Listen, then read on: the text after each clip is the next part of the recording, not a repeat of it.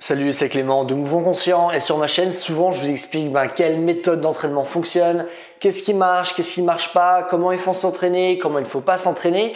Et donc logiquement, je passe beaucoup de temps à critiquer les choses. Ah tiens, la souplesse passive c'est mauvais, voilà pourquoi c'est mauvais, etc. Mais finalement, je passe très peu de temps, même si j'ai déjà fait des vidéos à ce sujet, mais très peu de temps à me critiquer moi-même et personne n'est à l'abri de la critique. Raison pour laquelle j'ai décidé de faire cette vidéo pour vous expliquer 4 choses principales que je regrette avec ma chaîne. Alors j'ai une petite feuille avec moi, j'ai noté les points les plus importants que je voulais adresser. Donc voilà, de temps en temps je regarderai vous, de temps en temps je regarderai ma feuille. Ok? Alors la première chose, je vais reposer là ma petite feuille. Hop, voilà. Alors la première chose que je regrette avec ma chaîne, je pense que ça va être davantage tout ce qui concerne les abus de langage et de ne pas avoir été suffisamment précis avec mes différentes opinions, avec les différentes choses que je présente. Typiquement, quelque chose que j'ai souvent dit, on a les muscles superficiels qui vont nous aider, par exemple tout ce qui est genre biceps, triceps, pecs, etc., qui vont nous aider à faire des mouvements. Et parallèlement à ça, on a ce qu'on appelle les muscles profonds qui, eux, vont plus nous aider à stabiliser des mouvements, garder une posture, ce genre de choses. Et même si on peut donner finalement plein d'arguments pour valider ça, il y a quand même plein de contre-arguments qu'on peut faire et en fait la vérité elle est beaucoup plus complexe que ça. Ce serait totalement dire qu'il y a juste un muscle qui fait ça et après il y a d'autres muscles qui n'ont plus du tout cette fonction là et qui ont une fonction totalement différente. C'est pas du tout le cas. Les muscles superficiels vont certes nous aider à faire des mouvements, vont aussi nous aider à maintenir des positions de la même manière que les muscles profonds vont nous aider à faire des mouvements et vont aussi nous aider à maintenir des positions. Du coup, certes, on peut parler d'une certaine préférence d'une certaine manière, mais c'est pas aussi figé, c'est pas aussi blanc et noir. Et quelque chose que j'ai souvent dit dans ma chaîne, mais qui est souvent très dur à mettre en place lorsqu'on veut faire par exemple une vidéo qui est courte ou lorsqu'on est fatigué, c'est que rien n'est blanc ou noir. Vraiment, tout est dans les nuances. Donc ça c'est vraiment quelque chose d'important à garder en tête. Donc voilà un exemple par rapport aux muscles profonds, aux muscles superficiels. Un autre exemple, c'est maintenant je fais beaucoup plus gaffe à ça depuis un an, mais avant ça j'avais tendance à dire lorsqu'on s'intéresse à la souplesse, on s'intéresse par exemple à augmenter la longueur d'un muscle ou quelque chose dans ces eaux-là. Néanmoins, comme j'ai pu vous le répéter maintenant plein de fois depuis un an, parce que j'ai remarqué que je faisais cette erreur, c'est que en fait, c'est pas du tout le cas.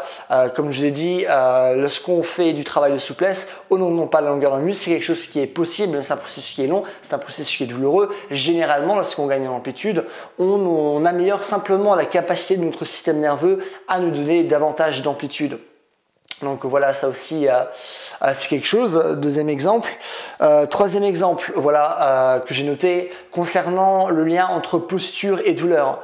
Je vous ai fait des vidéos où j'ai dit à quel point la posture était importante. J'ai aussi fait des vidéos pour vous expliquer à quel point finalement les gens surjouent l'importance de la posture.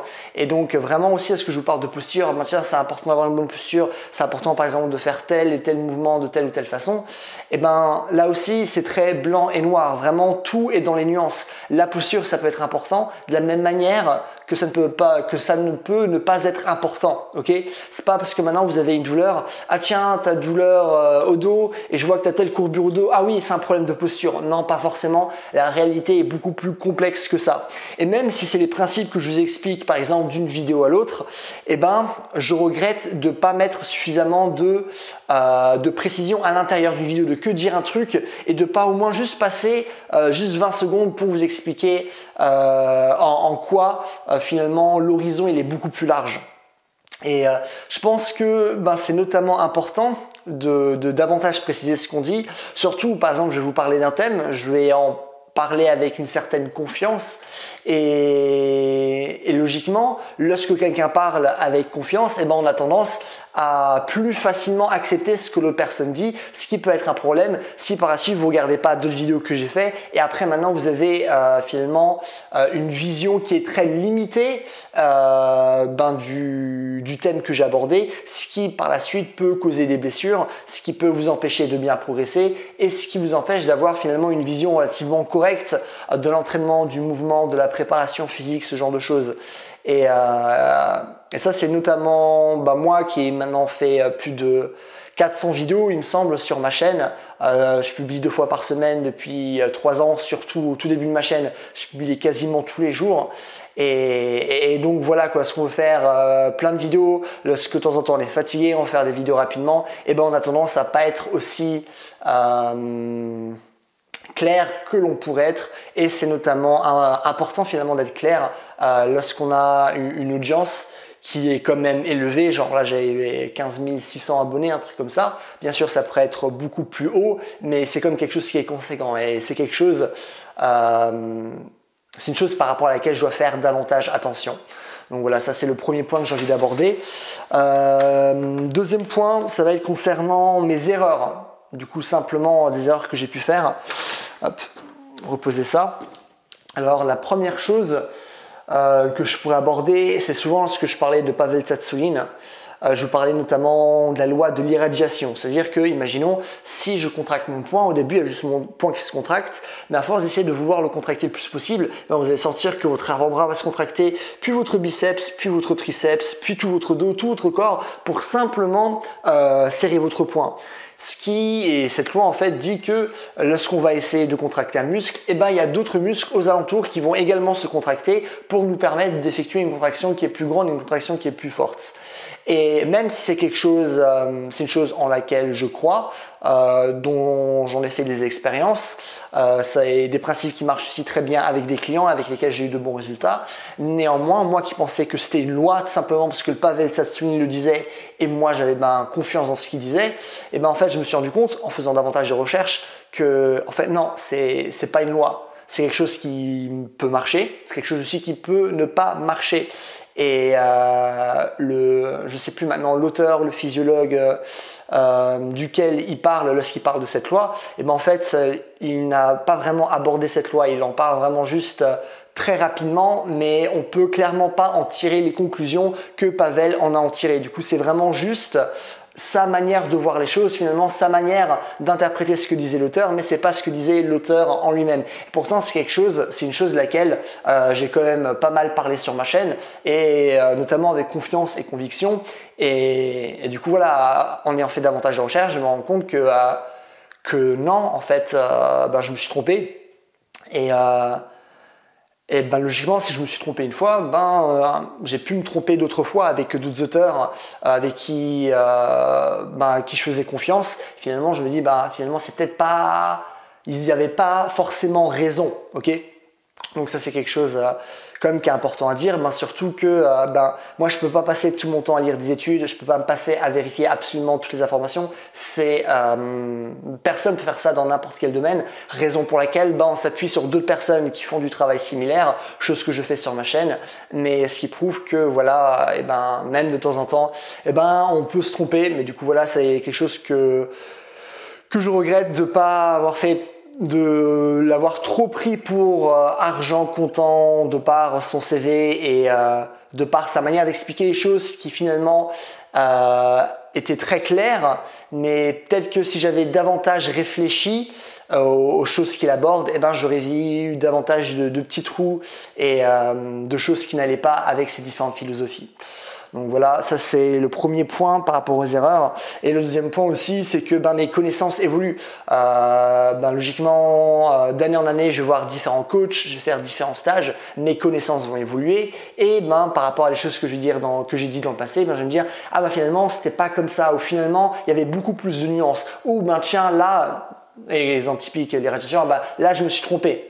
Ça peut marcher, ça peut aussi ne pas marcher.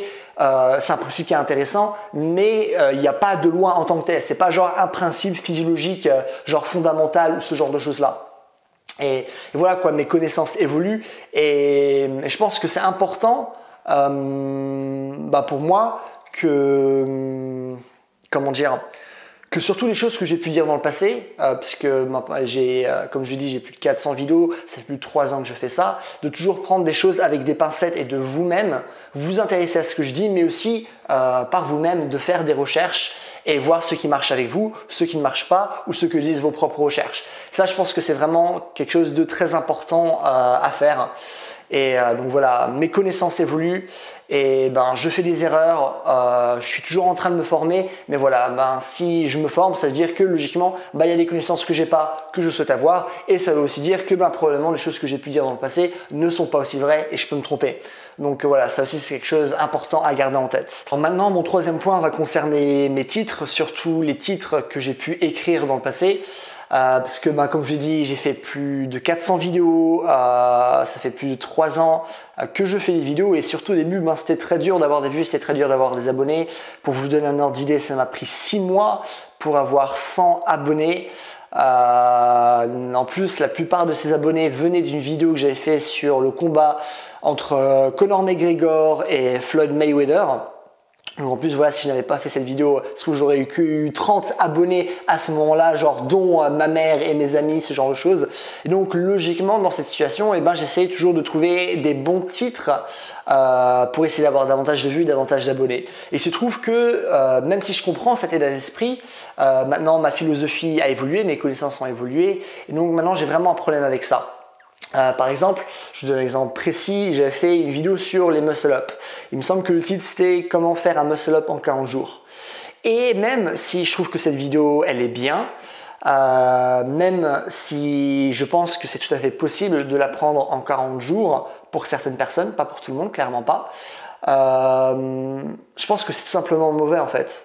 C'est mauvais de... comment dire, je sais pas comment l'exprimer, mais de mettre ce genre de standard. Ah ok, on doit l'arriver en 40 jours. Parce que après, on laisse totalement de côté finalement les bases physiques qu'on doit avoir avant de commencer à faire le muscle-up. Par exemple, avoir suffisamment d'extension d'épaule, faire du travail spécifique de false grip, etc.